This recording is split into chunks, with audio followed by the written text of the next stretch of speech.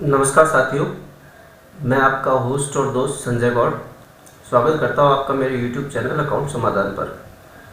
Friends, GST ledgers, GST adjustment entries और GST के जो आईटीसी के सेट ऑफ रूल्स है, इनको लेके काफ़ी कुछ कन्फ्यूजन साथियों में है।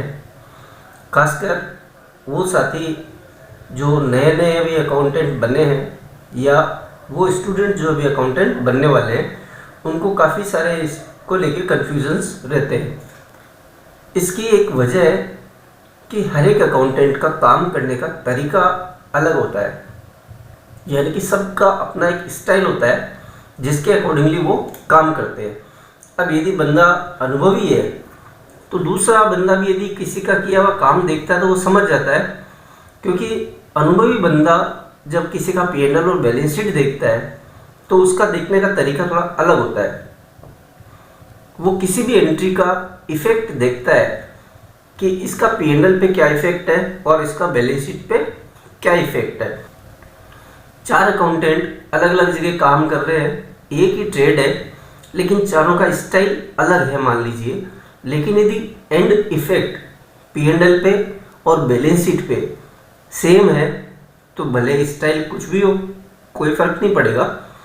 लेकिन जब कोई नया अकाउंटेंट इन सब चीज़ों को देखता है तो वो कंफ्यूज हो जाता है कि सही तरीका कौन सा है, क्योंकि वो ये समझ नहीं पाता कि जो एंट्रियां अकाउंटेंट द्वारा की गई है उसका इफेक्ट है वो सब एंट्रीज का सेम ही आ रहा है। P&L और बैलेंस शीट पे उसका इफेक्ट सेम है तो कोई प्रॉब्लम नहीं है, भले स्टाइल है काम करने का वो कैसा भी क्यों ना हो। तो इस कंफ्यूजन को दूर करने के लिए आज के वीडियो में अपन डिटेल में चर्चा करेंगे। वीडियो शुरू करने से पहले यदि आपने अभी तक मेरा चैनल सब्सक्राइब नहीं किया है तो प्लीज़ सबसे पहले सब्सक्राइब जरूर करें। वीडियो अच्छा लगे तो लाइक कर दीजिएगा, और वीडियो को लेके कोई भी आपकी क्वेरीज यदि होती है तो आप कमेंट करके मुझे ज़रूर बताइए। तो सबसे पहली बात आती है कि जीएसटी के लेजर्स कितने बनाए जाए।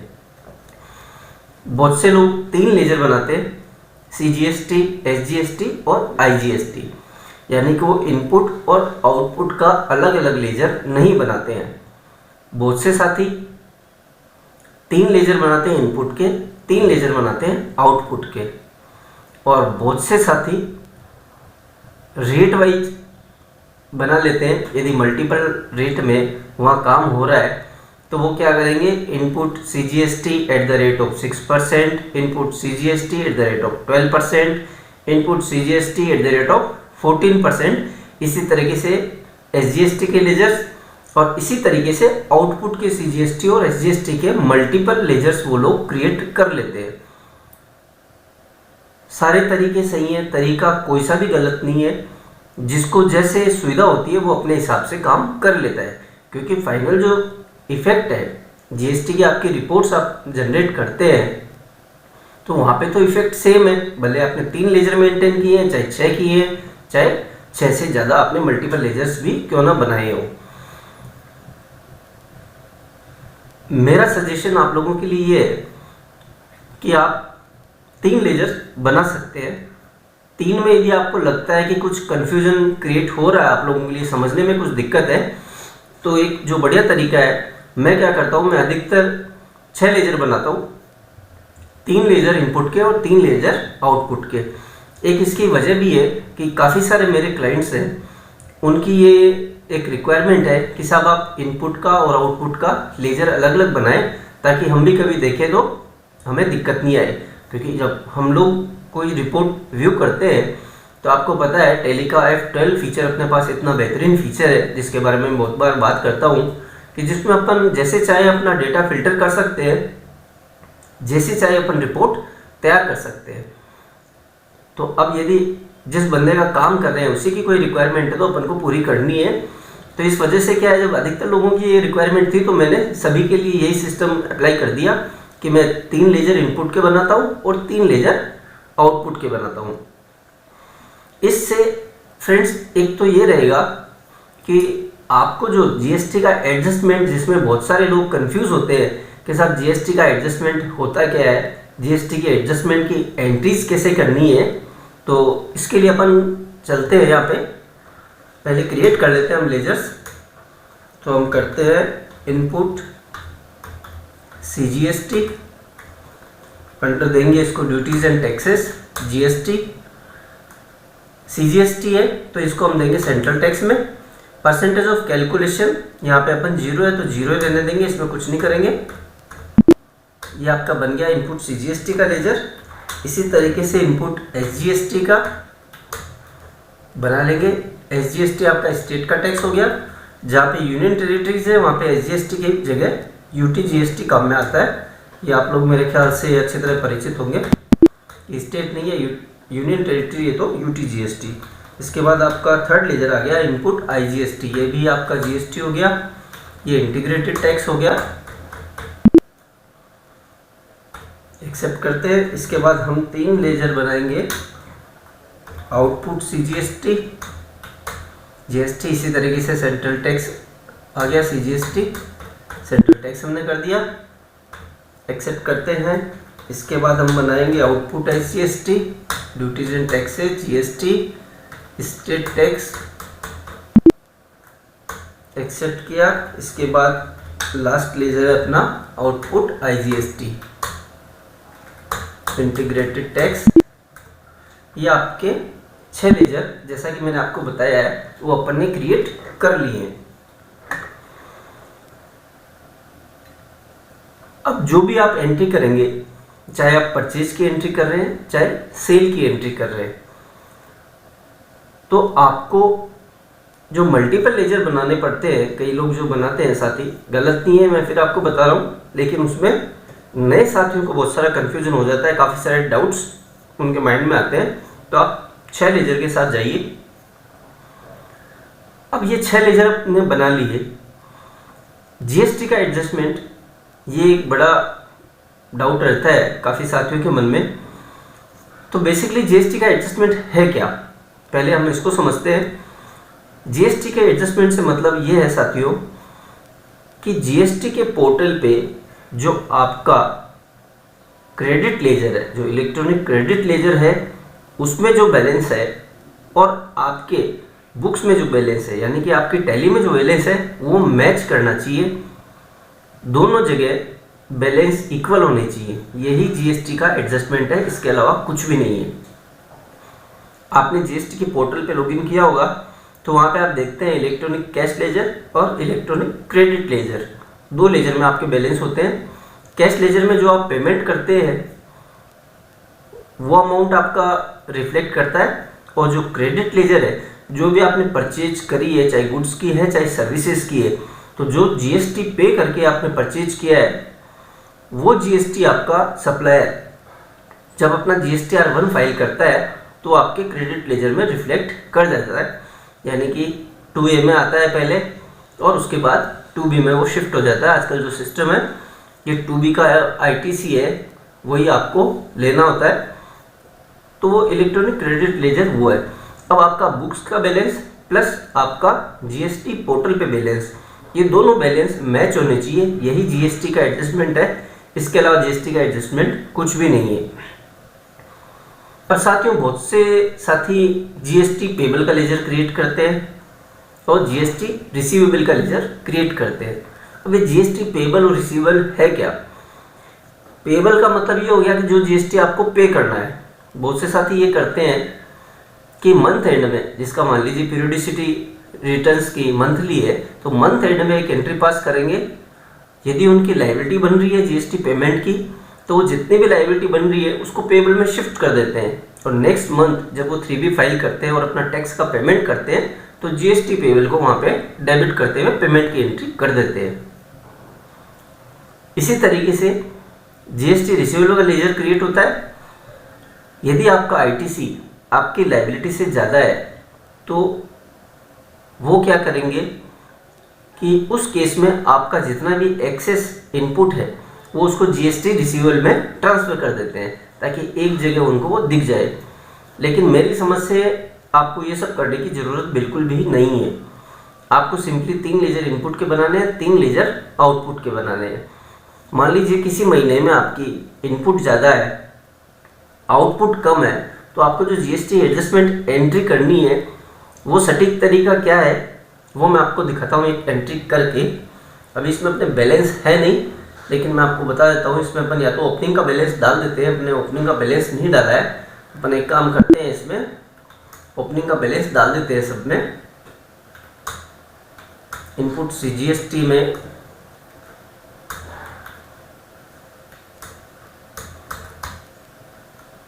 हम लोग डाल देते हैं, मान लीजिए 5000 का क्रेडिट बैलेंस है, अपना डेबिट का बैलेंस आएगा। इसी तरीके से इनपुट आईजीएसटी में मान लेते हैं हम 10,000 का डेबिट बैलेंस पड़ा है अपना, और इनपुट एसजीएसटी में अपना बैलेंस पड़ा है 5000। ये अपना इनपुट का बैलेंस हो गया। अब मान लीजिए अप्रैल महीने की अपन बात करें या किसी भी महीने की आप मान लीजिए, तो जो एडजस्टमेंट की एंट्री क्या करनी है, आपको एक जेबी पास करना है। सिंपली वाउचर्स में आएंगे, आप F7 प्रेस करेंगे और आपका जनरल का वाउचर ओपन हो जाएगा। केस की बात कर रहे हैं अपन कि मान लीजिए आपका इस महीने का आईटीसी, जिस महीने में अपन को पास करनी है एंट्री, अभी बात करें अपन मान लीजिए सितंबर की, तो सितंबर के महीने में आपका आईटीसी है 4000 रुपये सीजीएसटी का और 4000 रुपये एसजीएसटी का, और जो आपकी लायबिलिटी है वो 3000 है सीजीएसटी की और 3000 है एसजीएसटी की। यानी कि आपकी लायबिलिटी कम है, इनपुट आपका ज़्यादा है। तो आप सिंपली यहाँ पे क्या करेंगे, आउटपुट सीजीएसटी को डेबिट करेंगे 3000, इसके बाद आप आउटपुट एसजीएसटी को डेबिट करेंगे 3000, क्रेडिट करेंगे आप इनपुट सीजीएसटी 3000 से, क्रेडिट करेंगे आप इनपुट एसजीएसटी 3000 से। फ्रेंड्स, ये है आपकी जीएसटी की एडजस्टमेंट एंट्री। ये एंट्री जब आप पास कर लेते हैं मंथ एंड में, मान लीजिए 30 सितंबर का मैंने डेट चेंज नहीं करी है, तो यहाँ पे हम 30/9 कर देते हैं। ये शायद लेगा नहीं डेट, मैंने इसीलिए करी भी नहीं है, सेम अपन रहने देते हैं इसको डेट को, क्योंकि एजुकेशनल मोड है ये वर्जन, तो काफ़ी सारी डेट्स ये नहीं देगा अपन को। तो सिंपली आपको ये एंट्री करनी है कि मंथ एंड में एक एंट्री आपको पास करनी है। यदि आपकी लायबिलिटी आपकी आईटीसी से कम है, यानी कि लायबिलिटी आपकी नहीं बनती है, आईटीसी आपका एक्सेस है, तो आपको ये एंट्री पास करनी है। ये एंट्री जैसे ही आप पोस्ट करेंगे, इसके बाद में जब ये रिटर्न आप फाइल करेंगे, तो आपका जो इलेक्ट्रॉनिक क्रेडिट लेजर में पोर्टल पे बैलेंस होगा, वो सेम बैलेंस आपके बुक्स में रिफ्लेक्ट करेगा। अलग से आपको कुछ भी करने की जरूरत नहीं, सिर्फ एक एंट्री आपको मंथ एंड में इस तरीके से पास करनी है। अब मान लीजिए दूसरा केस आता है कि जब आपका इनपुट कम है और लायबिलिटी जो आपकी जीएसटी की है वो ज़्यादा है, तो कैसे करना है, इसी को अपन रिवर्स कर लेते हैं कि आपकी इनपुट है 3000 रुपये और आउटपुट है 4000 रुपये। ये एंट्री सेव करते हैं, नेक्स्ट एंट्री में करके दिखाता हूँ। तो उस केस में हम क्या करेंगे कि हमको लायबिलिटी सेट ऑफ करनी है अपने आईटीसी के अगेंस्ट में। आउटपुट सीजीएसटी करेंगे हम लोग 3000 डेबिट, आउटपुट एसजीएसटी करेंगे 3000 डेबिट, इनपुट सीजीएसटी करेंगे हम 3000, यानी कि अपना जो बैलेंस 3000 है पूरा इसमें यूटिलाइज करेंगे, और इसी तरीके से इनपुट एसजीएसटी 3000। ये आपकी जीएसटी की एडजस्टमेंट एंट्री है। आपको कोई भी पेबल या कोई भी रिसीवेबल का अकाउंट खोलने की ज़रूरत नहीं है। यदि आप कहीं देखते हैं तो आपको कंफ्यूज होने की भी ज़रूरत नहीं है। यदि आप ये एडजस्टमेंट की एंट्री करते हैं तो आपको अलग से कोई लेजर है इसमें रिसीवेबल या पेबल का बनाने की ज़रूरत नहीं पड़ेगी। हाँ, एक जगह आपको बनाने की ज़रूरत पड़ेगी जहाँ पे आप आरसीएम में आपको पेमेंट करना है, उसका आप मार्च में एक एंट्री पास कर सकते हैं, क्योंकि फाइनेंशियल ईयर जब चालू रहता है तब आप भले डायरेक्ट जब पेमेंट करते हैं तब भी एंट्री करेंगे तो चलेगा, लेकिन मार्च का जो फाइनेंशियल ईयर क्लोज आप करते हैं तो मार्च में यदि आपकी आरसीएम में कोई लायबिलिटी बन रही है तो आपको पेमेंट करनी है वो नेक्स्ट फाइनेंशियल ईयर में, तो वहाँ पे आप चाहे तो जीएसटी पेबल का लेजर ओपन कर सकते हैं। आरसीएम पेबल अंडर जीएसटी जैसे भी आपको सूट करे, आप कोई भी लेजर का नाम देके वहाँ पे बुक कर सकते हैं।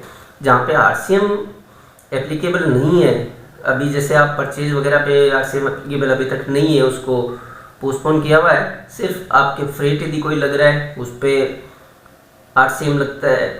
यदि आप कोई प्रोफेशनल सर्विसेज है किसी एडवोकेट वगैरह की ले रहे हैं तो इसमें आपके RCM ले रहे हैं। तो काफ़ी सारी सर्विसेज इस तरीके से हैं जिन पे RCM लागू होता है। इसके बारे में कभी और चर्चा करेंगे। आज अभी चर्चा का विषय अपना GST एडजस्टमेंट एंट्रीज का है। तो इस तरीके से हमको एक एंट्री कर देनी है। अब जब आपने ये एंट्री कर दी तो 4000 में से आपने 3000 का ITC क्लेम कर लिया है CGST में, और इसी तरीके से आपने SGST में क्लेम कर दिया। तो आपकी जो नेट लायबिलिटी रह जाएगी वो रह जाएगी 1000 रुपये CGST की और 1000 रुपये SGST की। जब आप अपना 3B फाइल करेंगे तो आपको ये 2000 रुपये का पेमेंट चालान जनरेट करना है और पेमेंट कर देना है और अपनी 3B फाइल कर देनी है। तो जब आप पेमेंट करेंगे, पेमेंट की एंट्री कैसे करनी है, F5 प्रेस करेंगे। मान लीजिए अभी इसमें बैंक का लेजर हमने क्रिएट नहीं किया है क्योंकि कंपनी ये बनाई हुई है इस डेमो के लिए, तो ये कैश कर देते हैं। बाकी ऑनलाइन पेमेंट होता है तो आप ऑब्वियस यहाँ पे बैंक करेंगे, अपना कैश कर दिया। यहाँ में हम सेलेक्ट करेंगे आउटपुट CGST 1000 और आउटपुट SGST 1000। अब यहाँ पे अपन को अलग से पेबल का न तो हमने कोई लेजर बनाया है न हमको पेबल में एंट्री पोस्ट करनी है। डायरेक्ट हम क्या करेंगे, वहाँ पे 1000 का ही बैलेंस है अपना और 1000 ही अपन ने पेमेंट कर दिया तो आपका बैलेंस यहाँ पे नील हो जाता है। इसको सेव कर देंगे। तो इस तरीके से आपको GST के लेजर बनाने हैं और इस तरीके से आपको GST की जो एडजस्टमेंट की एंट्रीज करनी है।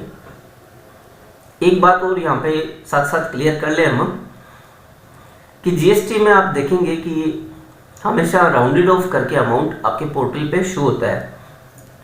तो जो भी प्लस माइनस आपका रहता है उसको आपको महीने में एक राउंड की एंट्री और पास कर लेनी है। चाहे तो आप साल में एक पास करेंगे तो भी चलेगा। यदि आपको ज़्यादा प्रोफेशनलिज्म के साथ काम करना है तो आप मंथ एंड में एक एडिशनल एंट्री राउंड ऑफ की भी पास कर सकते हैं। तो आपका बैलेंस एक एक पैसे से GST पोर्टल पे जो अमाउंट है उससे हर महीने मैच करेगा। आपको जिस भी महीने में आप अपना ITC चेक करेंगे, आपके GST पोर्टल पे बैलेंस चेक करेंगे तो वहाँ पे जो बैलेंस शो होगा वही आपकी बुक्स में होगा। उसमें एक पैसे का भी फर्क नहीं आएगा यदि आपने राउंड करके उसकी एक एंट्री है राउंड ऑफ की ओर पास कर दिया आपने।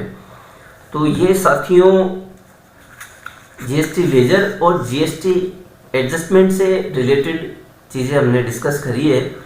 अब इसके बाद में पॉइंट आता है कि जो इनपुट क्रेडिट है आपका यानी कि जो ITC है उसको सेट ऑफ कैसे किया जाए। अब जब भी आप अपना 3B यदि आपने अभी तक फाइल नहीं किया है, सिर्फ सुना है या जो लोग फाइल कर रहे हैं उन्होंने ज़रूर देखा होगा, तो जब आप अपना 3B फाइल करते हैं तो ऑटोमेटिकली पोर्टल उसको ITC को सेट ऑफ करता है। जितनी भी आपकी लायबिलिटी है उसके अगेंस्ट में आपकी ITC सेट ऑफ होती है। लेकिन यहाँ पे एक पेच आता है, जब आप ITC सेट ऑफ करते हैं तो आपको थोड़ा सा चौकन्ना रहने की ज़रूरत है क्योंकि पोर्टल जो सेट ऑफ करता है वो अपने हिसाब से सेट ऑफ करता है और उस सेटिंग ऑफ में कई बार आपकी लायबिलिटी जितनी एक्चुअल में होती है उससे ज़्यादा बन जाती है। तो आपको जब भी आप सेट ऑफ करें तो इसको ध्यान से करें ताकि आपकी लायबिलिटी है कहीं ऐसा ना हो कि आपका इनपुट का अमाउंट पड़ा है और आपको टैक्स का पेमेंट भी करना पड़ रहा है। वजह इसकी एक ये है साथियों कि जो पोर्टल है वो एज पर लॉ चलता है एग्जैक्टली। अब रूल क्या है, आपके पास 3 तरीके से क्रेडिट आती है, 3 तरीके से लायबिलिटी आती है, 3 हेड है IGST, CGST, SGST। सबसे पहले बात करते हैं IGST की।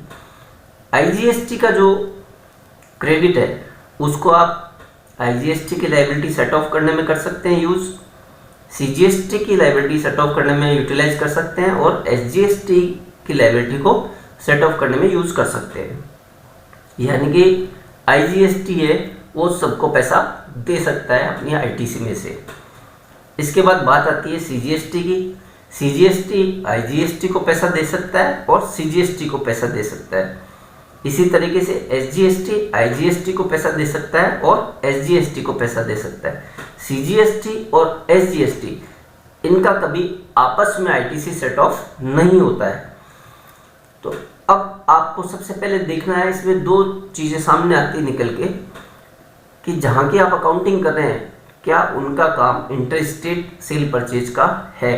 परचेज है कोई प्रॉब्लम नहीं, लेकिन यदि सेल भी इंटरस्टेट है तो इसका मतलब ये हुआ कि आपकी जो लायबिलिटी है वो आईजीएसटी की भी अराइज होगी।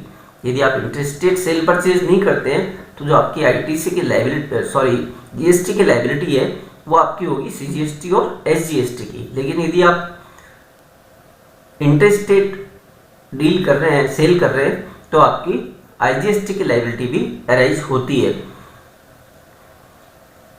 तो आप जब भी आईजीएसटी में डील कर रहे हैं और आपको सेट ऑफ करनी है अपना आईटीसी को, तो बहुत ध्यान से आपको करना है, क्योंकि पोर्टल क्या अपने हिसाब से कर देता है।